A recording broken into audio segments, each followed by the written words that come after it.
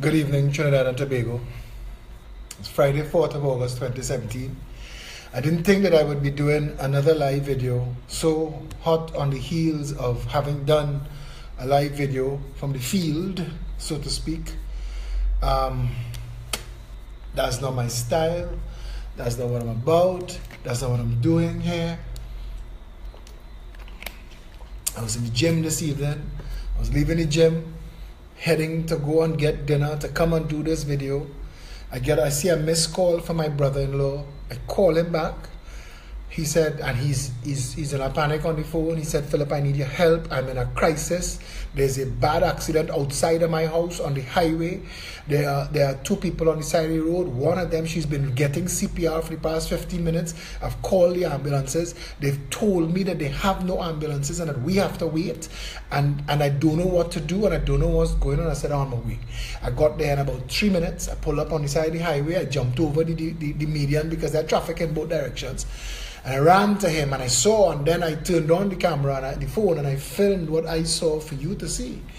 And I was there for, I don't know how long that video ran for, but I was there for quite some time, and the ambulance that he called took over 45 minutes to get there.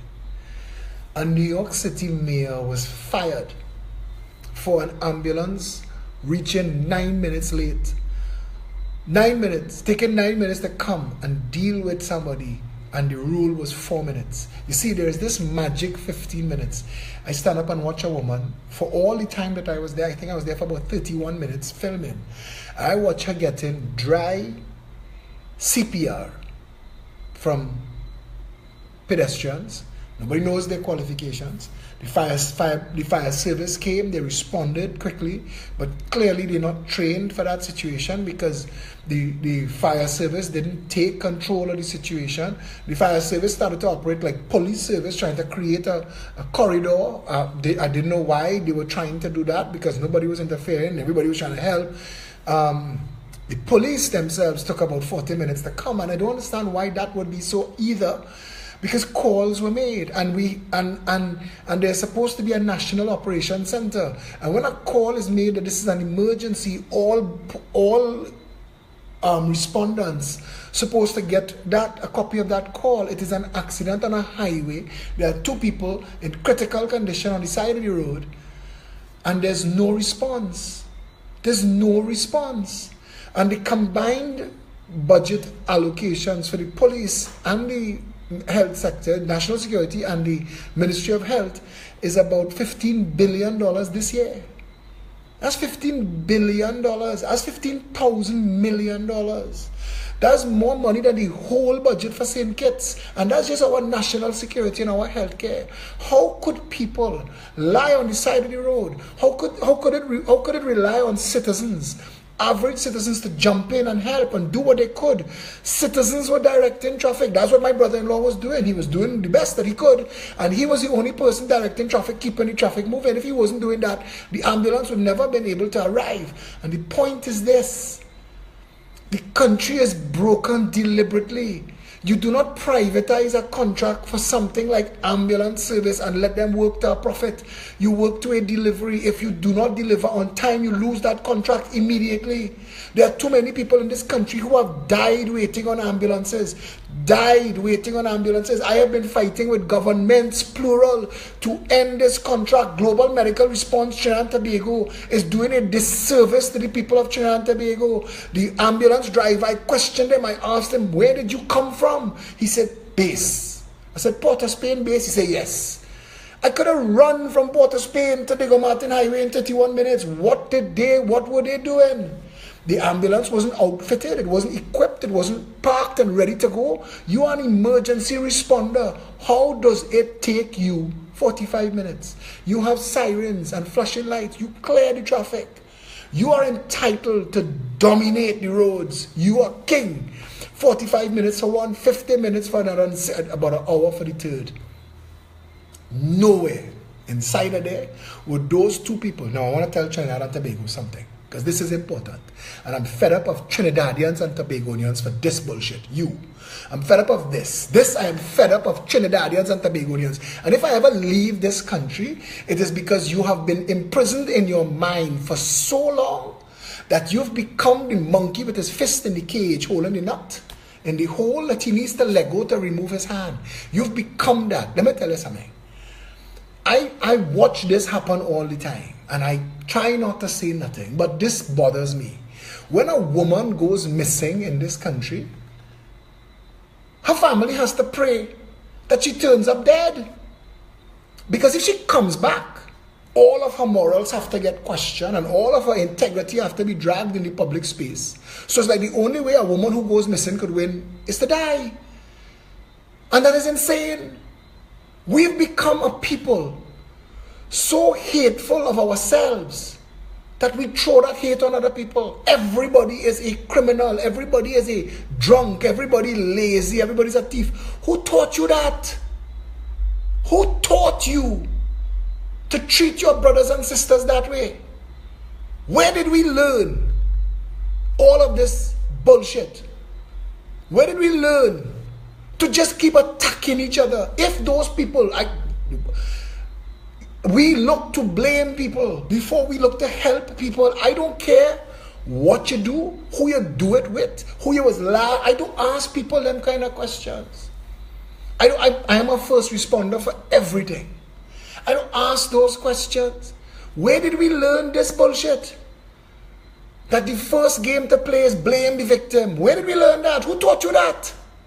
Who taught you that if you get in an accident, you have to be questioned to see if you wasn't wrong? This is a country where if a person is arrested, we assume they're guilty. That is madness. That is why the law, that's why the country, the government, law enforcement could get away in this country having people locked up inside of a jail tonight, convicted of nothing. The last time there was such a massive human rights violation per capita, the world went to war. But this is a mad country. This is an insane asylum that the law enforcement and the system of justice could have you easily believe that once they come and they question you or they arrest you, you're guilty. You're guilty of something. You hear that joke when you're small? No, you remember that joke about during the curfew, the police see this fella walking down the road and one of the police stop and beat him and throw him in the back, and the other one say, but we have a half hour before the curfew, and the other one say, no, I know where he lives and he can't make it home in time. And we think that's funny. It's not. We've become enemies of ourselves. We've lost community. We've lost the ability to pull together. We've lost the ability to defend. You know who have it still? All them little black hen chicken. All them victims of poverty, mind-numbing poverty that we only see when we get the videos on social media of police trying to lock up one and the rest of them defending him. Because that's all they know. And the only thing that's keep them alive is each other. In the lowest levels of Trinidad society, they still have an understanding of community. They don't know that's what they call it, but they still have an understanding. We've lost this. If we, the people of Trinidad and Tobago, cared one iota about our people, no government would have survived more than 1 year in office, leaving Morva, Beetham, Laventille, and Sealots that way. Not one government. And every single person who is not of African descent is a racist. Tonight, if you do not think in your mind that those people deserve help too, think about it. Think about it. If we do not think that our black brothers and sisters deserve that intervention, we have to be a racist.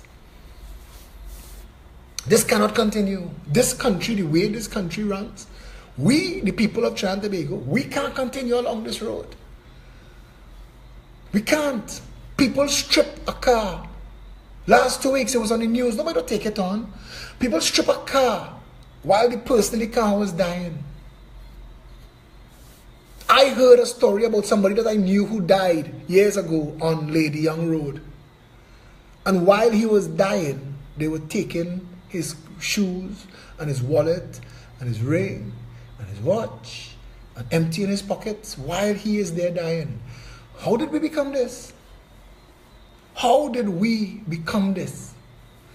We, the people of Trinidad and Tobago, we have questions to answer to each other. This nation is this way because of us. Today, I said, good riddance for Malcolm Jones' death. And I don't care who vexed. Listen to me now. I'm not saying this clear enough or what. I don't want your vote. I'm not in this for pips. Don't call me and play friend. I'm not running down your vote. I'm trying to show you that we all die, yes. But when Hafiz Karamat dead, it was good riddance. The Salcott raped this nation. And because we did not have any kind of system in place to protect the people and get back the people's money, fire truck all away. Have you ever heard, I guess I gotta segue straight into this.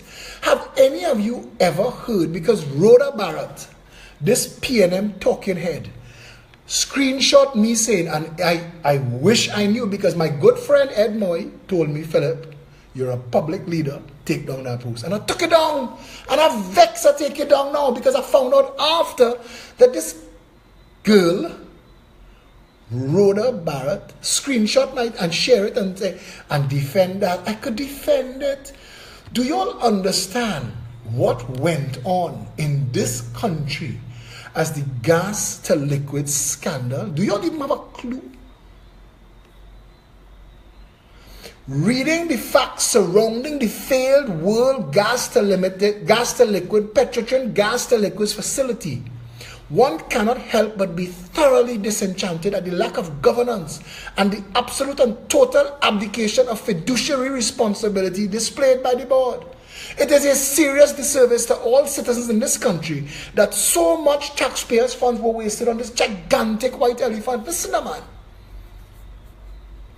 Do you understand that the amount of money that was wasted on just this project would have built all of the HDC houses that you say you need? Just this one project. And I'm going to show Trinidad and Tobago right now tonight why I said good riddance to Malcolm Jones. And I want to tell you something.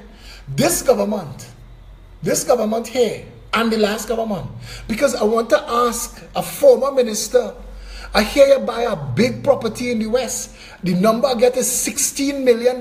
Yellow and Steady, listen to me.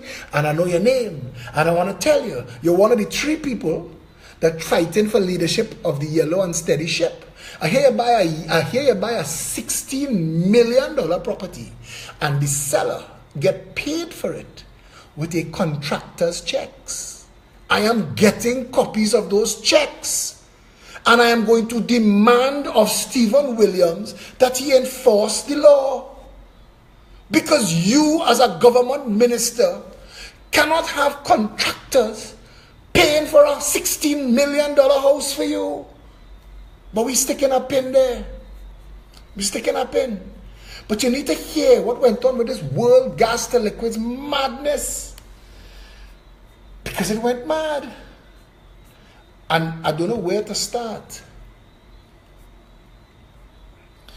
Petrotrin chairman Lindsay Gillett said yesterday, and this was April 5th, 2012, that the multi-billion-dollar World Gas to Liquid GTL plant would be dismantled and sold as scrap iron.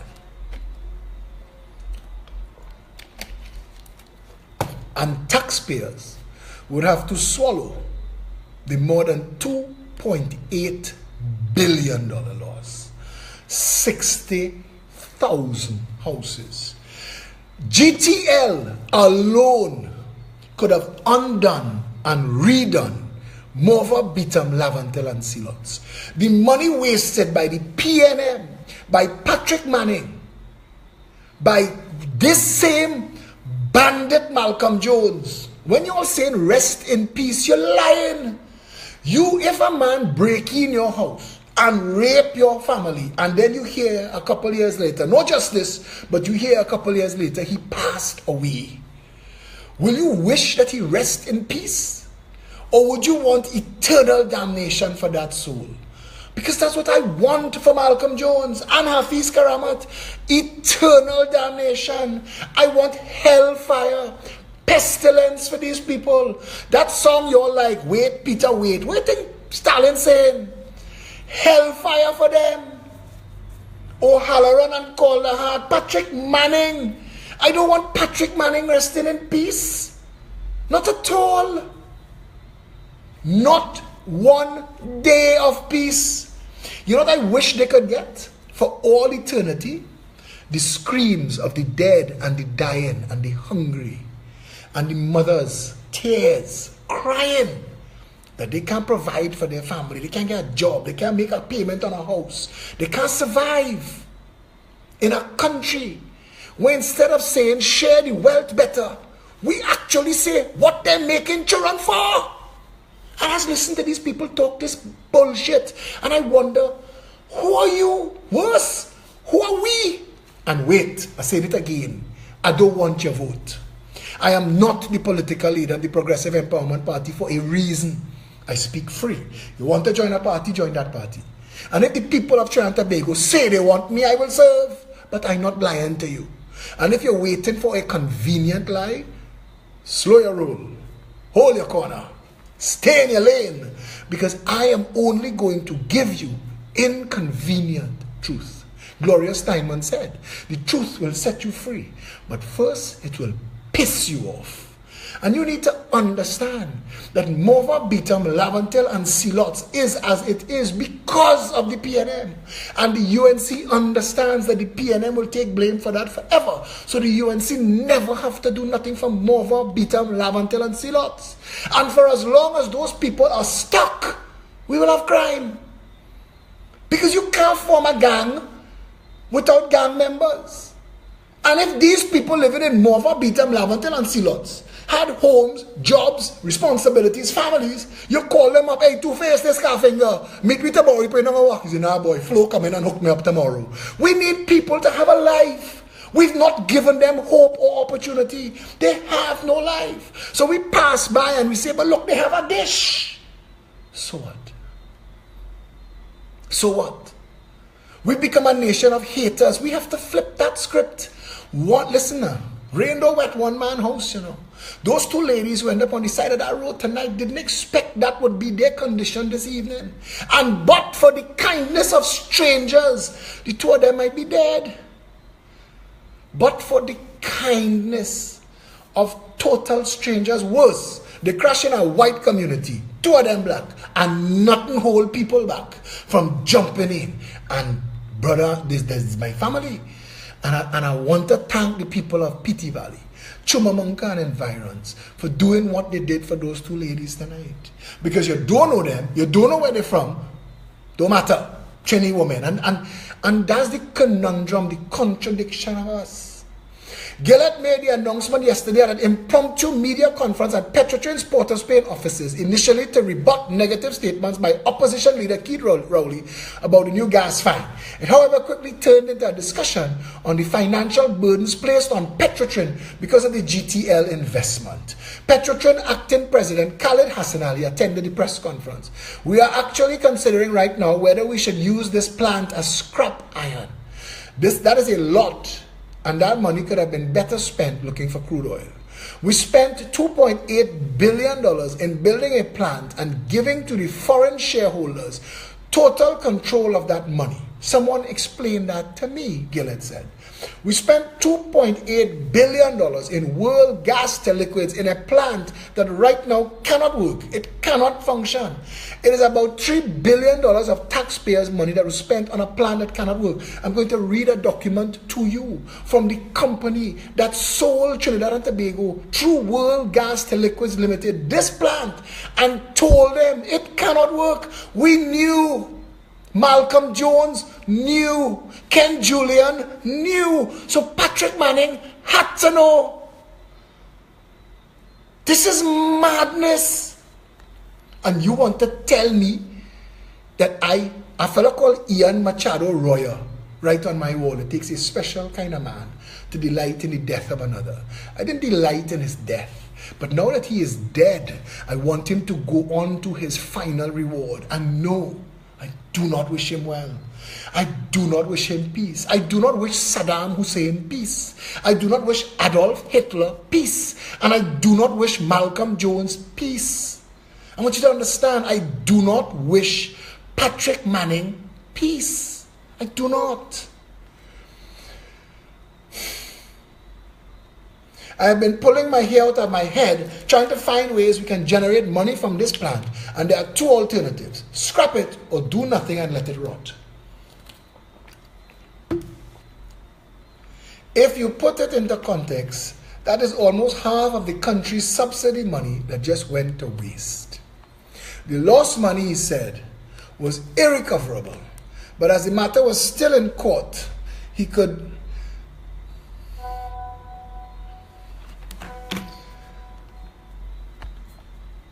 I'll pause that there. I'll pause that there for you for a minute. But I want you to hear one more thing. Because you need to hear this. This one, and I'm going to post this in the feed for you to read.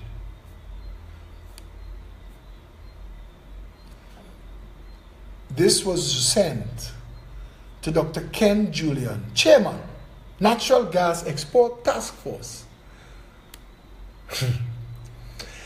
from David Loring, President and CEO of World Gas to Liquids Inc. Dear Dr. Julian, thank you for your assistance and direction during our meetings last week. As promised, attached is a proposal for a small gas to liquids plant to be located at the Petrotrin refinery in Pointe-a-Pierre. As we discussed, a large-scale gas to liquid plant is not feasible at this time in Trinidad. World GTL, however, has some small gas to liquid plant expertise. We can, for example, relocate and convert idle methanol plants to produce gas to liquids using our patent pending process. We propose to start very small. Our proposed plant could be operational within 18 months and would produce about 1,600 barrels per day consisting of zero sulfur, high cetane, 73 plus diesel, and naphtha in phase 1 and could be scalable in phase 2 to about 3,000 barrels per day. World Gas to Liquids Limited proposes a joint venture with Petrotrin, where World GTL provides the GTL plant, the technology, the finance, and the project management, and the joint venture would earn an interest in perhaps a newly created production license limited to the gas resources required to operate the plant. The respective interests of the parties would be based upon the value of their respective contributions, such that the project works for everyone. Following execution of a memorandum of understanding, World GTL will commence a feasibility study to determine the cost associated with the relocation, conversion, and reassembly of an appropriate methanol facility at the Petrotrin refinery. The study would also include synergies between GTL plant and the refinery, several of which have already been identified, and potential markets for the GTL products. The attached document goes into greater detail on our proposal, including the feasibility study, the methanol conversion to GTL technology, the experience of our proposed relocation group, and a World GTL brochure. This is the response from Dr. Kenneth Julian, Chairman. Dear Sir, World Gas to Liquid proposal for establishment. We have reviewed the proposal for the establishment of a small-scale GTL plant at Petrotrin, which was submitted to you by World GTL. World GTL proposes to relocate a methanol plant from the United States to Trinidad and convert this plant into a GTL facility. A joint venture model is proposed whereby World GTL brings the plant, finance, and project management capability and Petrotrin supplies gas reserves. The joint venture would therefore be full or part owner of a Petrotrin gas field. At this time, Petrotrin holds equity positions in 2 gas fields. Petrotrin has, however, surpluses of associated gas from its Trinidad operations and can be used to supply the volumes required. If World Gas to Liquids depart from insistence to be a joint venture partner in an upstream gas asset, then some modified commercial model can be worked out, which will allow for implementation of the GTL plant. All of that I read to you, I also have the actual agreement signed between Petrotrin and World Gas to Liquids Limited. And there is something that doesn't make sense. After all of that, that sounds so rational. Something that doesn't make sense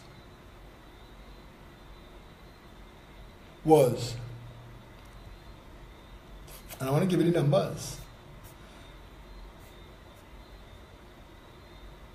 Petrotrin provided joint and several guarantees, picked up the tab for millions of dollars, even though the state-owned energy firm was a 49% minority shareholder. Petrotrin had declined to undertake its own feasibility study and ended up footing the bill for major cost overruns. Ventec Construction, I know what I'm looking for. I'm looking for Keith Rowley. Keith Rowley, when he went to town on Manning, Rowley had slammed, this is Keith Christopher Rowley, Rowley had slammed the World Gas to Liquids project in a searing address to the House of Representatives on September 14, 2009, shortly after he was fired from Patrick Manning's cabinet. Now this was going on, World Gas to Liquids was going on. Those two letters I read to you was in 2004. This is Rowley in 2009. 5 years he knew. 5 years. He knew. He said, the original construction budget, listen to these numbers, and if you're not outraged after this, forget me. He said the original construction budget of $850 million, which rose to $1.3 million as a result of incomplete engineering at the start, omissions, technical issues, and additional testing and project delays. Construction of the ultra-low sulfur plant had also shot up, he indicated, from $708 million to $2.4 billion. Cost of the construction building zoomed from $192 million to $427 million, according to figures provided by Rowley. Upgrade of the fuel catalyst unit was at $2.1 billion, he said, although it gave no original cost. And there was the CCR platforming unit, which cost skyrocketed from $665 million to $1.592 billion. Rowley questioned the overruns and whether the country could afford it. He tabulated all the costs and declared, we have to digest that now in the context of the money gone. Hear him. Hear Keith Rowley. I tell Ole, when I tell Ole, that man have two tongues in his head. I don't lie, you know. Two tongues.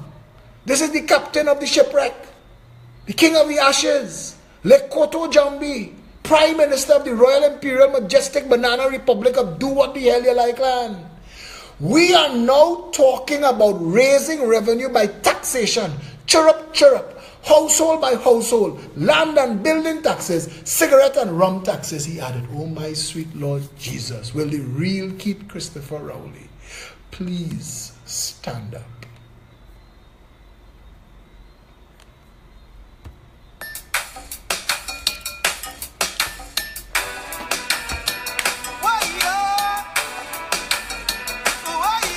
May he rest in peace.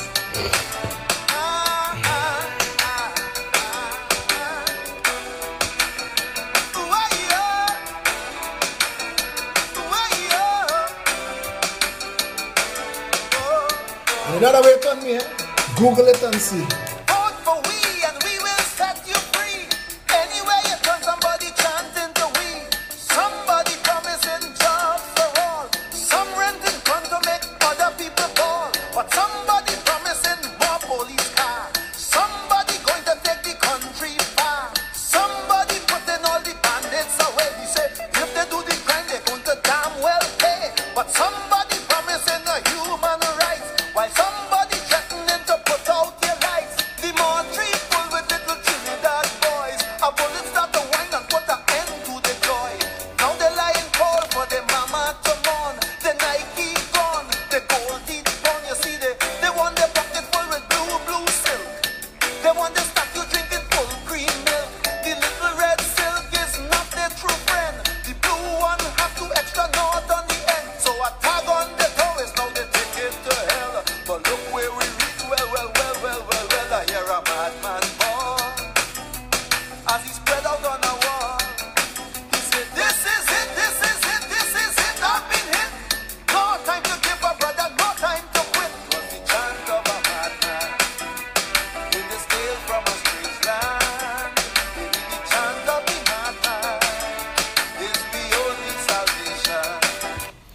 The chairman of the Progressive Empowerment Party would like to invite all volunteers, members, new members, people who just want to help. We are not a 9-day party. We are still involved in gathering and distributing relief supplies to a lot of the people who were negatively affected by the flooding caused by Tropical Storm Brett. They will be at the Stanmore Avenue, 19 Stanmore Avenue office at 8 o'clock tomorrow morning. She and the team will be there, and they're inviting others to come along and help pack up hampers from a lot of the stuff that was sent from the overseas members in New York City and Canada. And we would like to thank them again, especially Miss Ali G and her timeless dedication to this, our cause. So Felicia would like to invite as many people as who would like to come to help at 8 o'clock tomorrow morning. Please remember, tomorrow at noon is our weekly members meeting. If you've not joined the Progressive Empowerment Party as yet, tomorrow at noon, we'll be there, 19 Stanmore Avenue. Come out in your numbers. Next week, Saturday, people keep asking. I don't know if I'm not saying it well. We have graphics, we have posters, we have flyers. The next meeting is at Orsonville Park. It is on the corner of Orsonville and Sappadilla Street. It is at 6 o'clock. In all the threads, Dave Lux has put all the Google Maps and the ways and everything that you need. And I mean, once you find yourself to Tunapuna, I think anybody in or around Tunapuna is supposed to be able to direct you to Orsonville Park. So it's not supposed to be that difficult to find. And we will be there next week, Saturday at 6. Tomorrow at noon, all who are interested in rescuing this nation, all who are available, please, come out. We're there at noon. Come and add your voice. Come and ask your questions. Those who need to say, those who have things to say, come and say it to our face. Come on, we're there. We're there when we have our public meetings. We don't like the PNM controlling who get the mic, Come to the meeting. Come and talk your talk. Good and bad. Come and talk. Come and add your voice. Come and see what we're really about. Yeah? A Progressive Empowerment Party government would cancel that ambulance contract. A Progressive Empowerment Party government would ensure that there is an ambulance parked at every fire station in this country. All ambulances would be connected by a command center. At least one member of the ambulance crew would be a trained paramedic, and there would be standby stretchers in the hospitals. So when the ambulance reach, it's take it out, swap it out, and go back. And in areas like in dense communities where they need more, there would be more. And then there would be hubs in North, East, West, Central, South, and Tobago, 2 constituencies in Tobago, where there would be a fleet of ambulances on standby. You see, the name of the game is response. Plus, and that is only to get us to the point where 41 healthcare centers. We are going to build healthcare centers that deal with trauma. Those ladies who got into that accident on the Crystal Stream Highway didn't have to go Mount Hope or San Fernando or Port of Spain. They would have gone straight to the Diego Martin Healthcare Center that would have been open 24 hours a day. They would have doctors on staff, not interns, doctors. They would have surgery suite, accident and emergency, nursing staff, rooms, a dedicated ambulance in case what reached there need to be transferred to a bigger hospital. But they would be able to set bones, stop bleeding, resuscitate a heart. Trauma, accident and emergency in your constituency, in your community, a magic 10 minutes away from you. And that's just healthcare. And the world gas to liquids, 1 out of the $3 billion would have paid for that. 1 out of the 3. Another 1 out of the 3 would have paid for all 205 brand new 10-year schools that we want to build.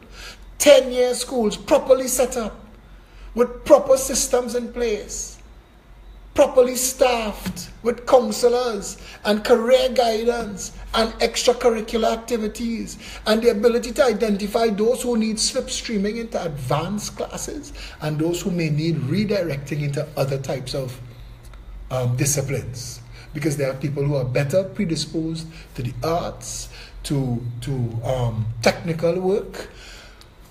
You need to be able to identify early. The country is badly run. It's badly run for a reason. I told an ex-private sector employee today, I said the private sector in this country is set up to create corruption. You must have such a difficult time getting through with anything that you're willing to pay a bribe. That's shock doctrine. That's shock doctrine. Shock doctrine makes you constantly a victim, and that you would be willing to undo your victimhood. If that was you on the side of the road with your parents tonight, and you're on the phone with the ambulance service and they say, listen, none of the public free ambulance is available, but we have a special VIP ambulance, it's $1,000. If you say yes, we come for you now, you have to pay cash on delivery. You have to say yes.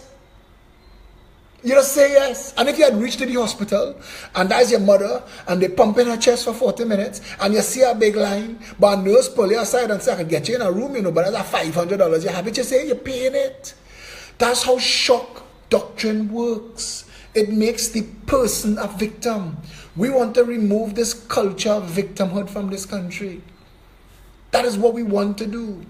When we say we will decentralize the power of government to the constituency, you will live in a country where at the constituency level you deal with health, public works, public utilities, education and security, the important things.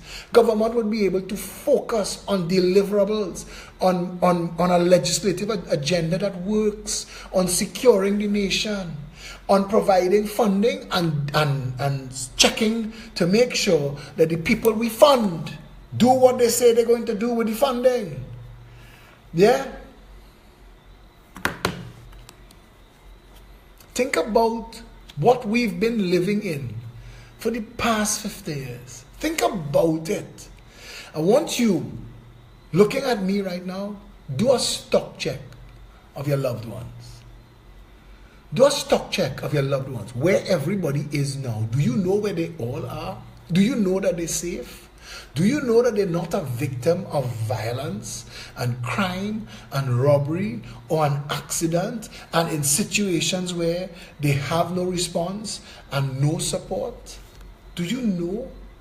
What if you get a phone call that you are here and they are there on the side of the road bleeding out and an ambulance cannot come? What will you do then?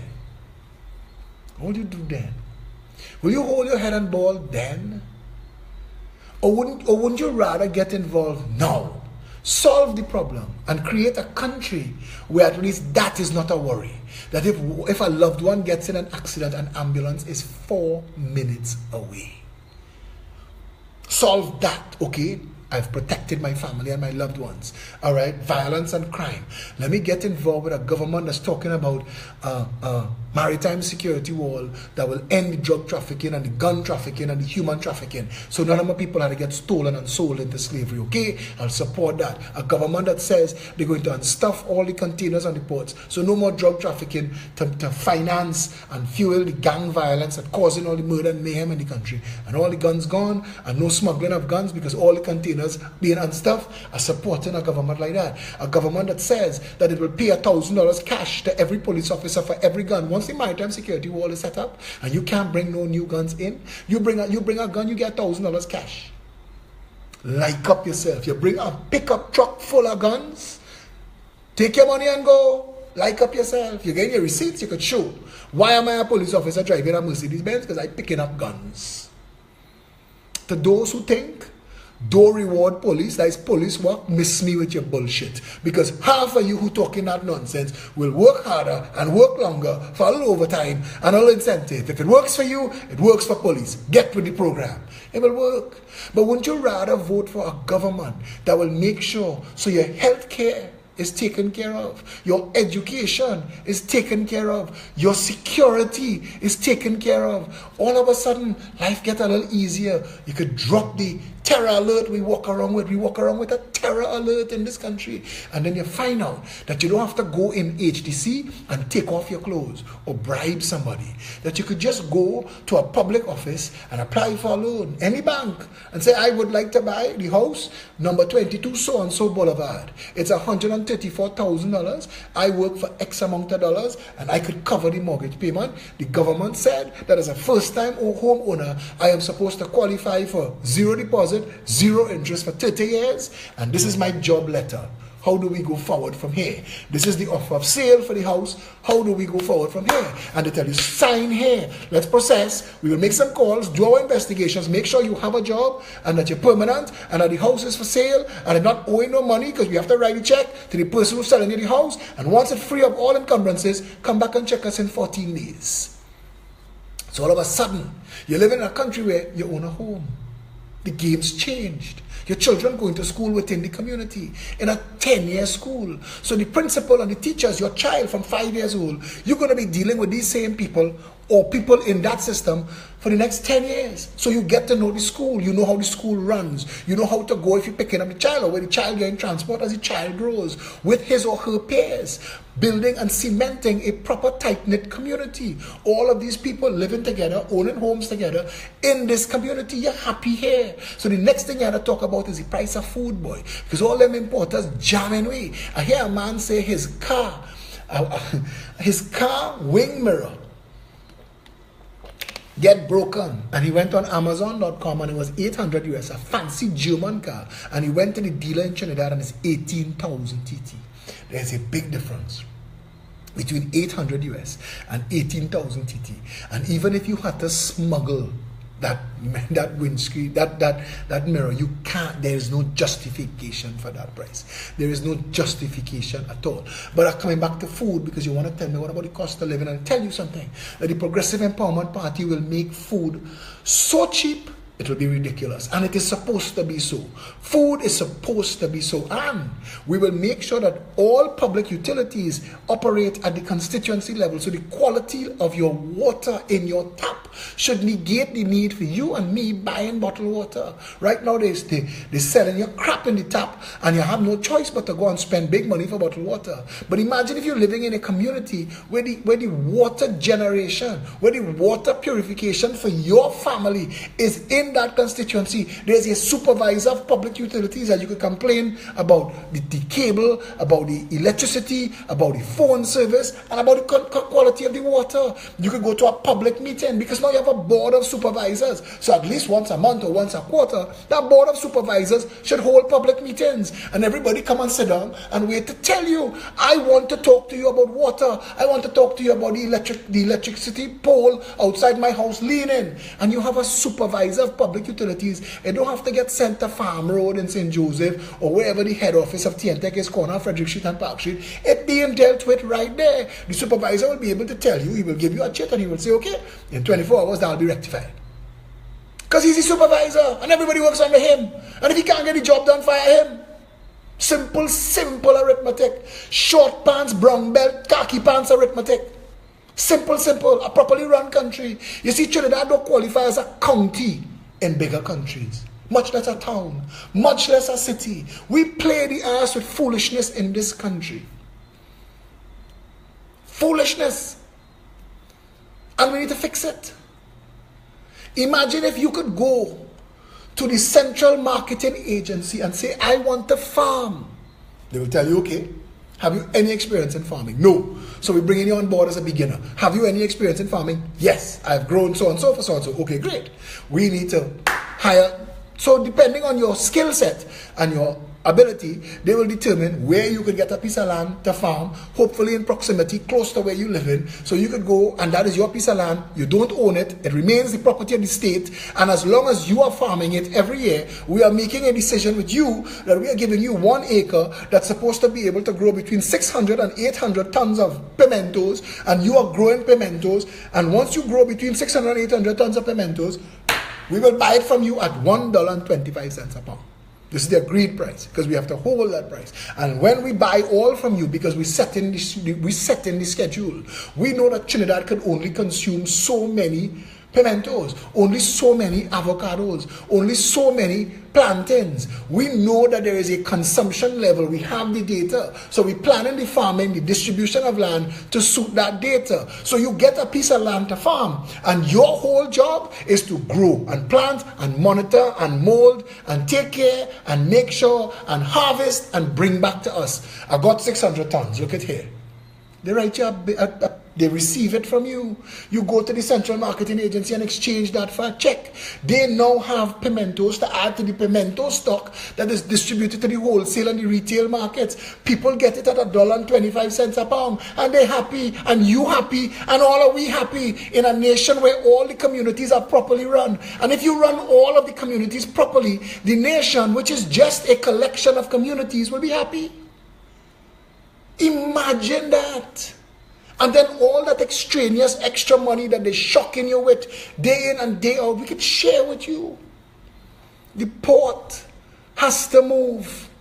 Move the port of Spain out of Port of Spain to a point least, and 5 times. The only thing that could continue in Port of Spain is the sea bridge until we have an actual bridge. And that sea bridge must be free. We must subsidize the cost of moving goods to Tobago. We must make sure that Tobago don't have to rely on Trinidad for everything they need. They're supposed to have their own wholesalers. They're supposed to have their own CARICOM port. They have a deep water harbor. Does it need expanding? Let's expand it. Let's make sure that Tobago could import Tobago's goods to Tobago. Why must it pass through Trinidad? Where is the sense in that?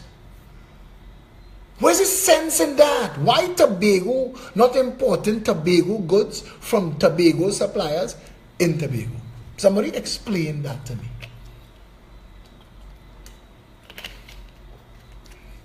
Because the trees that grow our fruits, lime, orange, grapefruit, mango, breadfruit, avocado, guava, these are hardy trees. Once they catch and they grow and they start to bear, get out of the way. You gotta do nothing for them. You gotta water them. You gotta hug them. Just pick when the fruit ripe. Julie mango, the shame you. When you have a Julie mango tree, it is shame you with Julie mango. It is play a game. See if you can pick up quick enough. So when mango in season, this nation must be drunk on mango. Why we can't plant fruit and vegetable trees on every available piece of land in the country? Why the government's role in food production shouldn't be to get food as close to free as possible? Why can't we encourage our people? You have a piece of land? Stop growing hibiscus hedge and frangipani. Grow tomato and bygone in your own land. It's the same plant. It's looking nice. The flowers smell sweet. You ever smell the flowers in an orange plant? How nice that smell. You don't have to have ornamental plants in your yard fooling people, and nobody ain't jumping your wall because everybody get in. And if you want to grow avocado, come to the farm. We will give you an avocado tree free. We'll give you a mango tree free. Why you have to pay for it? Why the government not in the business of feeding the people and making sure that the people get self-sufficient? So imagine a country where the price of food is nothing. You own your own home. Your children go into a proper prestige school within the community. You have healthcare at your beck and call. You think you have an ingrown toenail? Down the road, 10 o'clock tonight, let them deal with it. They're getting paid for that and they're serving you. Imagine that country. And the government work is to make sure that the people are safe and they work with each other, nobody killing nobody. Imagine a country like that. That is Trinidad and Tobago, and we could have that. Imagine people who want to get into cocoa farming in this nation. Cocoa farming is one of the biggest, that's supposed to be our biggest cash crops still. Imagine a country that has a proper environmental policy that respects the environment. Somebody just sent me a video of a river, a drain in El Socorro, packed to the brim with bottles, and I've said incentivize the bottles. If each one of those bottles had a 25-cent reward on it, the homeless, the indigent, the unemployable would pick those rivers clean. I want to see homeless people, formerly homeless people, buying car and van. Buy a van, buy a pickup truck, go and pick up bottle whole day. How much bottle you could pick up and throw in that van? Hire a staff member. You gain 5 cents, I gain 20 cents, and we put gas in the van. And we just driving whole day looking for plastic bottle. Pick the nation free, clean. All them making money. The bottom rung of society. Nobody looking to sleep on the side of the road in town. Nobody looking to beg you because they walk in. They walk in. Imagine a nation like that. Imagine a nation that has an animal policy, that you can't be driving around with no dog cramming into a little cage that the dog can't turn around in. All them security agencies that want to be using canine units have to be licensed by the police service, Trinidad and Tobago Police Service, and they must be inspected once a month to make sure that their facilities and their mode of transportation of these animals are proper. Where anybody take a picture of you with an animal in an environment where animals not supposed to be. You see, when you take dog and then big carnival fete, when you hear a sound and it's too loud for you, it's 10 times too loud for that dog. And we need policies that protect animals too. We need that. We need to make sure that we as a nation, let me tell you something here. Don't get me wrong when I tell you this, Trinidadians are good loving people, and if we get the opportunity to do what we want to do for this nation, nobody looking to, none of us inside of here looking to play Mr. Best Man, See all these jackasses that you keep voting into power. This clown, this same yellow and steady man. I know you buy the house in Goodwood Park, You know I'm talking to you. I have your information. I know you break down the house in Goodwood Park. The residents of Goodwood Park talking that the backhoe and the thing that you have driving up and down the road, damaging the road. And they're watching you. And you're buying houses. Goodwood Park and Shorelands. In 2 purchases, you cross nearly $50 million on a government minister's salary. That coming out in the public space. Get your answers together, Get your answers together. Get your answer together. So to the people who start off today vex with me for saying good riddance to Malcolm Jones, I am very sorry. But I want to tell you this, and you could hate me. You could hate me till blood come out your ears. Anybody that do wrong to the people of this country will have me as an enemy. I do not like you. I will not wish you well. I do not want anything good for you. So if you're waiting for that, you will wait till hell freezes. We, the people of Trinidad and Tobago, have to stand together, stand for each other, start to protect each other. When you see an accident happen, like tonight, you see all those people run and help these people, do that. They say if you cannot help, at least do not hurt. Yeah? We need to come back to being a people that run in and support our brothers and sisters. We need that. We need to undo and redo the system of justice in this country. We need to undo and redo what passed into for a penal system, jails, all of that, our prison system, undo and redo that. Treat our people with dignity and respect, even the ones who fall down. We must re-educate them to come back in and be full contributing members of society. All of this, everything that I have just said to you, if you want to be outraged, know that both of those political parties are fully aware that this is how you're supposed to run Trinidad and Tobago. But over the years, they've twisted the screws and they've slowly tightened the bands that hold you slaves. And they've paid a couple talking heads to keep the fire burning, to talk shit to you morning, noon, and night. And you must recognize those shit talkers and banish them. I don't know how Rhoda Barrett getting the screenshot my wall. All them jackasses, Rachel Price, Inchan Ishmael, Rhoda Barrett, the Jackass Cat Clan, I block all of them, all their fake profiles, anything that look like them, anything that sound like them, take a block one time. You want to come on my wall and disrespect me? No. Samuel Stafford say unblock, tell Samuel Stafford kiss my half-red ass. If you come in on my wall and you can't show respect to me and the other people on the wall, fireburn you. I'm not going to stand up in public and have you disrespect me, and I'm not going to take it on social media. You could disagree with me to your heart's content. People could tell you, I don't like yes people. I don't like yes people at all. I want people to make me think. Prove me wrong. I know I'm bright. You should hear me talk to know that obviously I have some knowledge. I know I'm bright. Prove me wrong. I love that. Because at the end of that conversation, I just learned something a little bit more, and I thirst for that. I thirst for knowledge. This is a country where we said 5 years ago that this nation should have free broadband Wi-Fi coast to coast, because the future of the country is the development of social media and applications. Cindy Premchand and Maya J. Khan did not know how to build an app before they built the PEP app, and they did all their research and they built the app in 7 days. You could imagine the people of this country having access to free broadband Wi-Fi on their phones. You could give these children hope and opportunity sitting down in their backyard. They could at least try a thing. They could at least try a thing. They could research. They could see the world.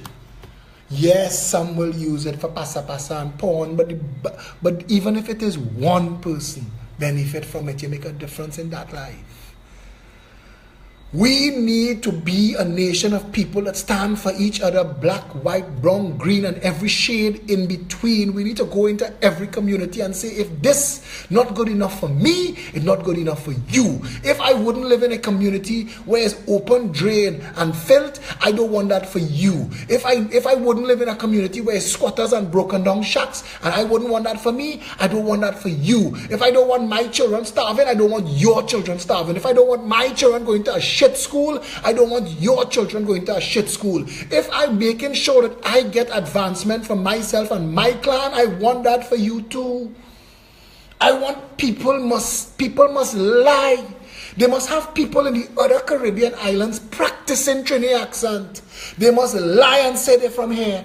We must walk through this world with our heads held high. Our nation is properly run. We are a people that stand by our national anthem. Here, there, every creed and race find an equal place. That's all we want. That's all we want. Like Malcolm Jones, who dead today, I will one day die. Unlike that jackass, I know the only thing going down in that hole is me. I can't take none of the bling. None. No matter how cute they make me look in the box, I'm still dead. So I'm not a jackass like him. I'm not in this to glorify myself. I have no interest in that. I'm doing money job. But as somebody said to me in the gym tonight, they need somebody like me in that job. Because Philip Edward Alexander will drain this nation's swamp. I will. And the entire bandit clan will be brought to justice.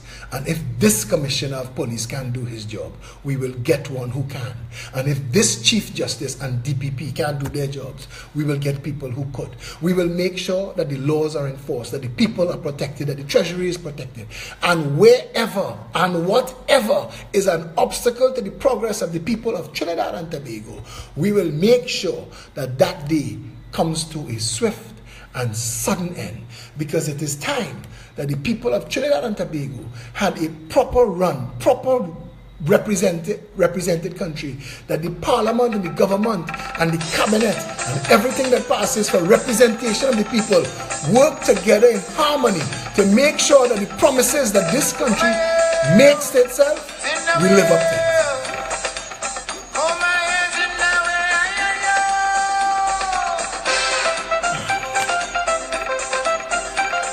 Tomorrow at noon, 19 Stanmore Avenue.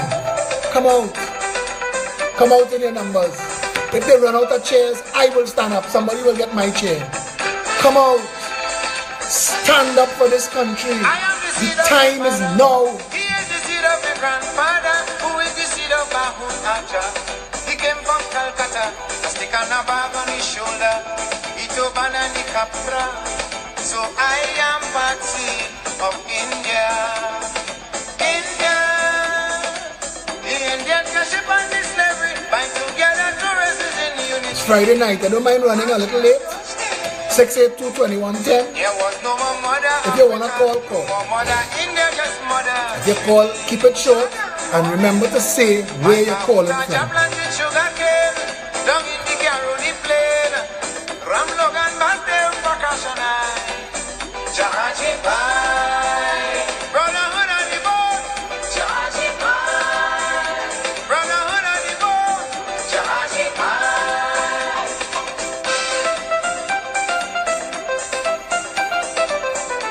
Philip Edward Alexander. Good evening, you're live, my Job brother. well done. Job well done on that accident site today. Thank And you. here what I'm saying, job well done.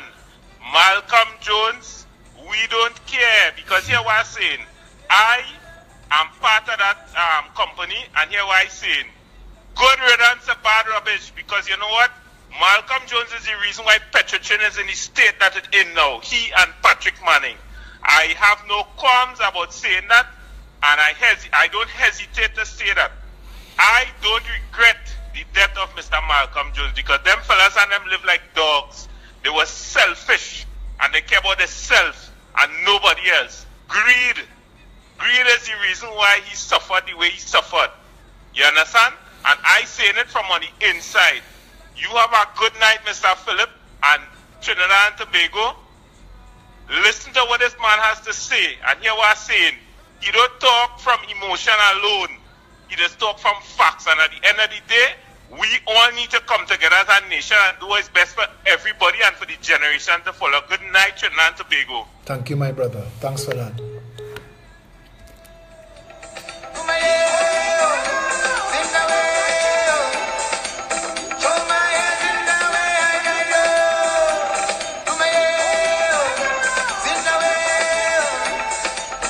Six 682-2110.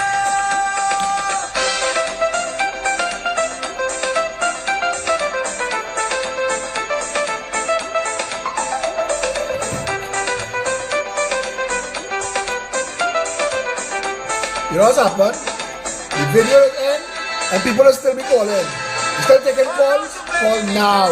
Talking about you African descendant. If you want to know the truth, take a trip back to your root. And somewhere on that journey, you go see a man in a dhoti saying he prayers in front of a chant. Hello, good evening, you're live. Hello. Hi, good evening, you're live. Yeah, good night, Philip Alexander. Yeah, I'm calling from Atlanta. Hi. This is me, Charlino. Yeah, I've been posting a lot of stuff on your thread. You are the man. Listen, we have no time for games. We have no time to play around. No jokes. We have to be serious. We got to protect our country. We have to stand up, every single one of us, to make sure it happens. And this is the problem. We try to make everything as a joke. Indeed. Let's cut it out. Time to get serious. We have to save our country. I agree with you. Yes, time to get serious. Because what happened, you find it surprising. I have encountered a lot of Trinidadians, Trinidadians and Tobagonians, everywhere, and every single institution we have encountered them. They have been the ones who have blazed the trails. In fact, some of my customers were Israelis, always asking me if they could find anybody from my country. Why?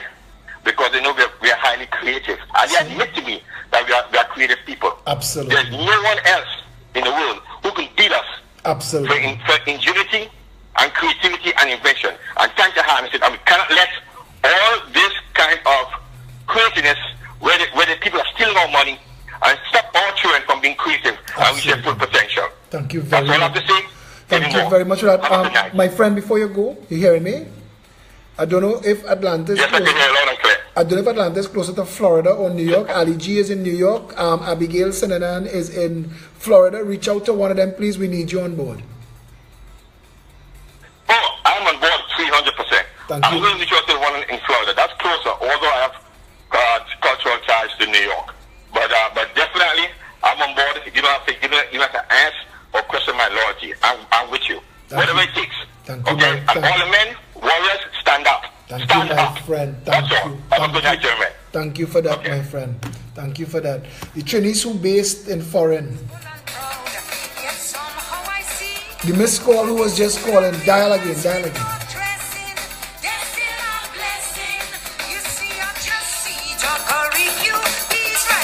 I ain't got no dinner. I was on my way for dinner when I got summoned.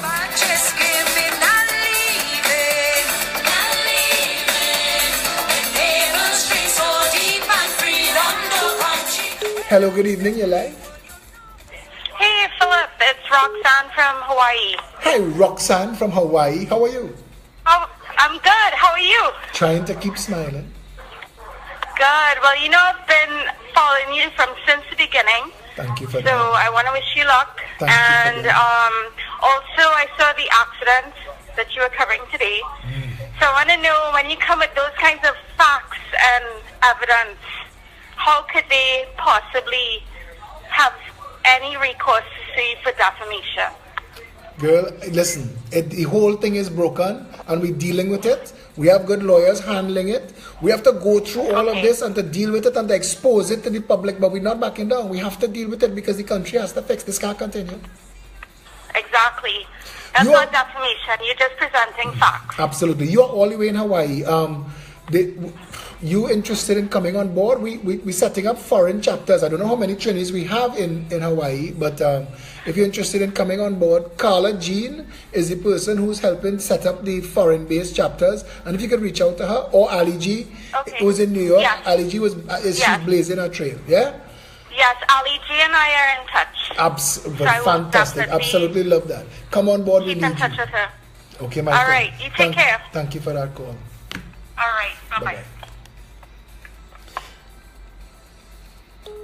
I'm gonna make a call now to my brother-in-law, who was the person who had called me to the scene of that accident. And I hope I get him now, because he's the one who was coordinating. Hey Ronnie, you're live on social media here with me. No problem. Good night, everybody. Good night, Philip. But I had to pause this music. I need you to tell people, boy, give them a first hand of what you experienced the night before I got there now, because when you called me, you had sound very disturbed. Yeah, well, this was a rough week for me as a for my family personally. And I guess tonight was a little more emotional, or today was a little more emotional than the average accident, because it happens by us all the time on the highway here. I mean, I live right on the highway. So, really and truly, the accident was tremendous, very loud, who shook the whole house, usual thing. So, I'm always at the first on the scene. I pick up my phone, go outside to see what I can do to assist the people. Reach on the scene and car over to two ladies, obviously flew out of the car, lying, bleeding, blood. Usual drama scene, usual just craziness. So started immediately, before I even leave my house, I started to call 811, which is the ambulance emergency number. Philip, it took me over 15 minutes. This is no lie, this is serious though. Over 15 minutes on hold on the ambulance service line, the emergency line, without being able to speak to anyone. And the response or the recording is that they're busy and I'm next in line and someone will come to me as soon as possible. But by this time, you're anxious, you're nervous, you're trying to help people, and this is the shit you're getting. So I hung up and I called the next number that I know one time, which I know who will respond, is the Forward fire station. I know for sure they will respond because they always respond when I call. These people know me by my first name when I call there now. Call and I explain to the fire services, and they say, okay, they will dispatch the fire services. Now, So I know we need ambulances. Before you go, not fire service, we need ambulance. But that's one. So, before you go further, I want to ask you this again. You're saying that you were on hold for how long? 15 minutes. So you 15 minutes minimum. Philip, I called you after I called the ambulance. And when I was on hold for 15 minutes, I hung up. Then I called the fire services. I got on to them and I explained to them what was happening, where the situation was. They know me, so they knew exactly where they were coming because of all the accidents that happen on this corner all the time. When I hung up from there, I called 999, which is police emergency. Now, I thought the emergency is an emergency, and I thought the police would have a more direct link to the ambulance services than I'm not. That's a normal citizen.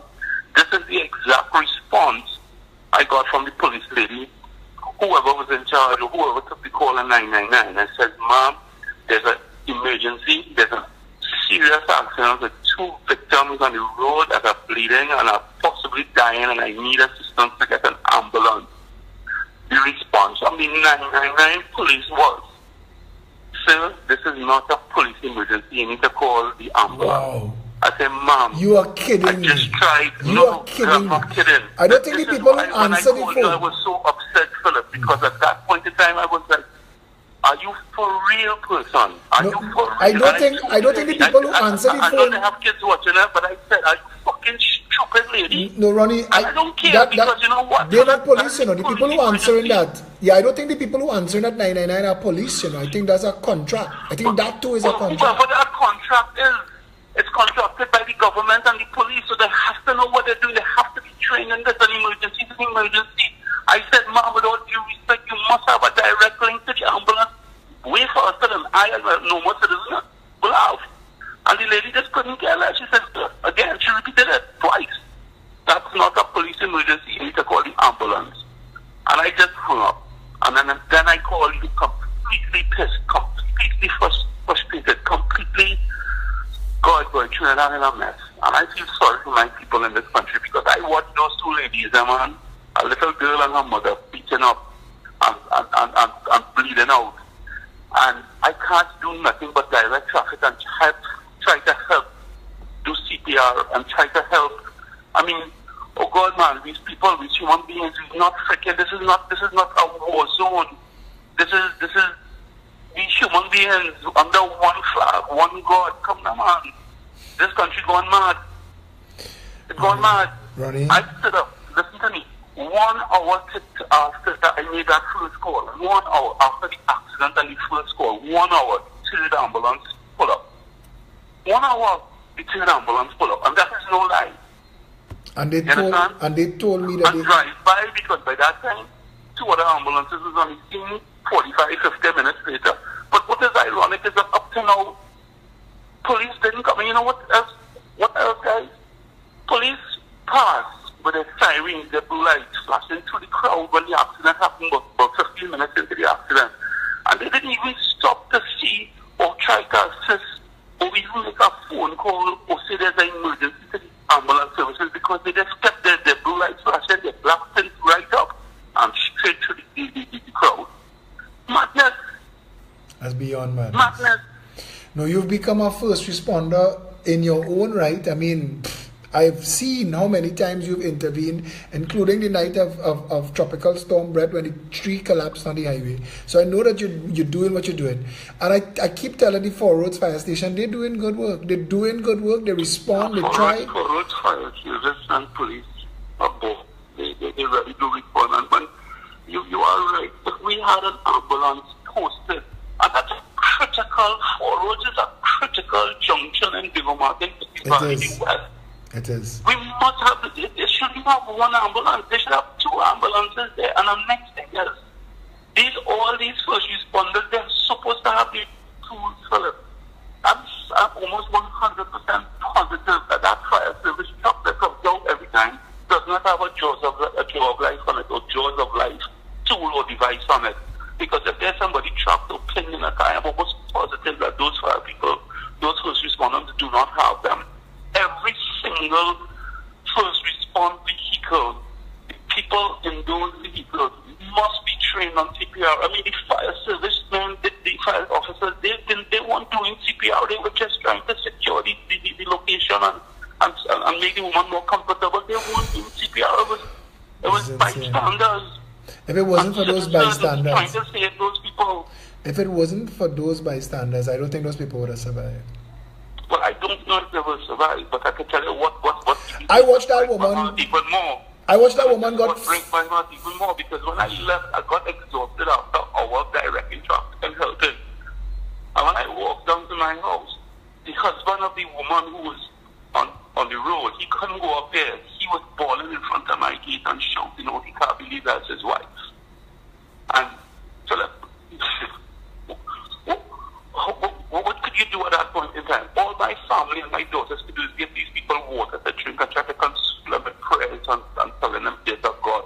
Trust. And I just watched that man. And you know what?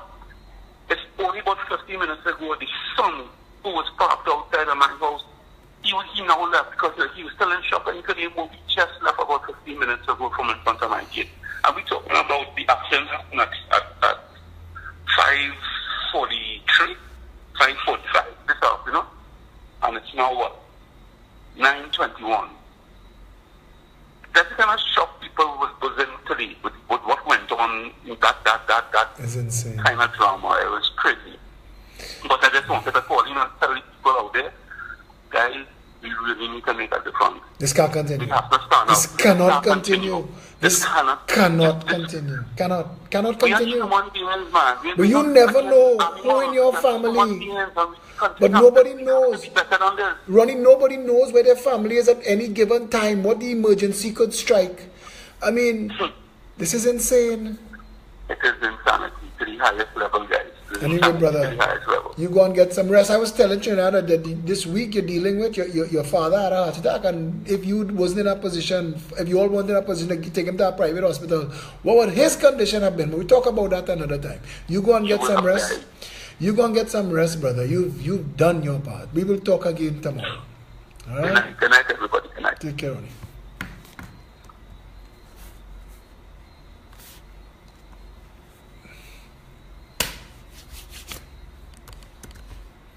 What to tell you again that you don't already know?